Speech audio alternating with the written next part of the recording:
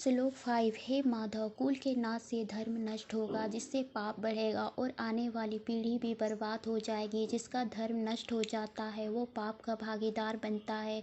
हम लोग बुद्धिमान होकर भी लोभ और सुख के लिए अपनों को मारने पर आतुर है।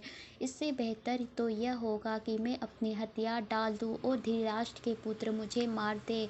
वो मौत भी मेरे लिए ज़्यादा कल्याणकारी और सुखदायी होगी।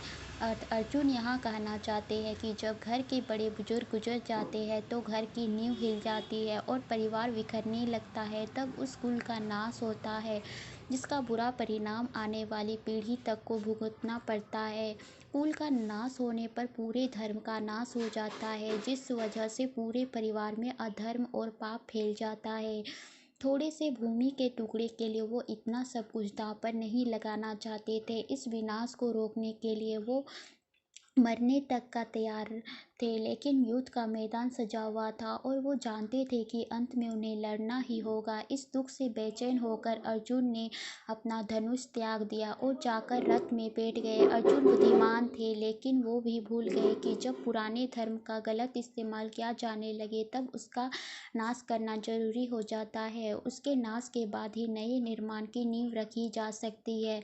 बदलाव ही प्रकृति की नियम है, इसलिए हमें बदलाव से घबराना नहीं चाहिए। यहाँ इंसान के मन की स्थिति को दिखाया गया है कि जब वो चुनौतियों को सामने खड़ा देखता है तो घबरा जाता है और बेतुके तर्क देकर हार मानकर भाग जाना चाहता है और कुछ नहीं तो तमाम बेबुनियाद दलीलें देने लगता है। आखिर क्यों पीछे हट जाना बिल्कुल सही फैसला है। उसके सोचने समझने की शक्ति खत्म हो जाती है और वह सही कदम नहीं उठा पाता। ऐसे में जरूरी है कि अपने बेचैन मन को शांत करना, अपना मनोबल बढ़ाना और अपने कर्म से भागने की बजाय उसका डटकर सामना करना।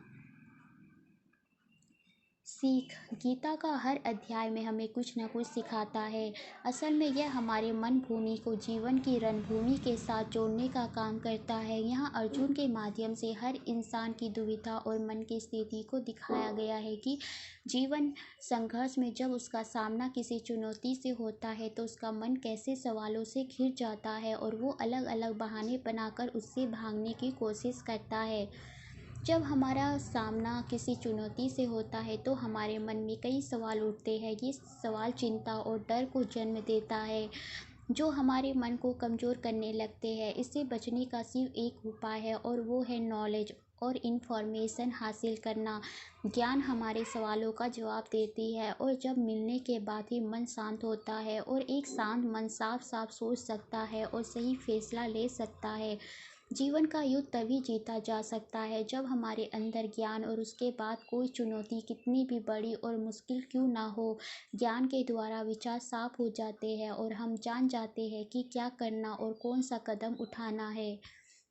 गीता के पहले अध्याय का संदेश है, इस संसार में सभी दुख और तकलीफों का मूल्य कारण है संघर्ष का सामना ना कर पाने की हमारी कमजोरी। आपके सामने जो भी चुनौती है उसे गौर से समझने की कोशिश करें, तभी आप खुद को उसका सामना करने के लिए तैयार कर पाएंगे। हमारे मन भूमि में पॉजिटिव और नेगेटिव विचारों के बीच लगातार एक संघर्ष चलता रहता है, जिसमें आपको नेगेटिव विचारों को खुद पर हावी नहीं होने देना चाहिए।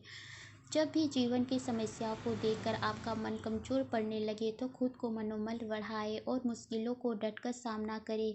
बहाने बनाकर उससे भागने की कोशिश ना करें, पूरी शिद्दत के साथ अपना कर्म करें।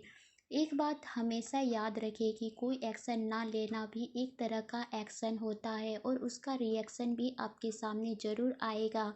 इसलिए सोच समझ कर लिए गए एक्शन को कामयाबी मिलने की ज़्यादा उम्मीद होती है। आपको अपने मन की कमजोरी को त्याग करना है, अपने कर्म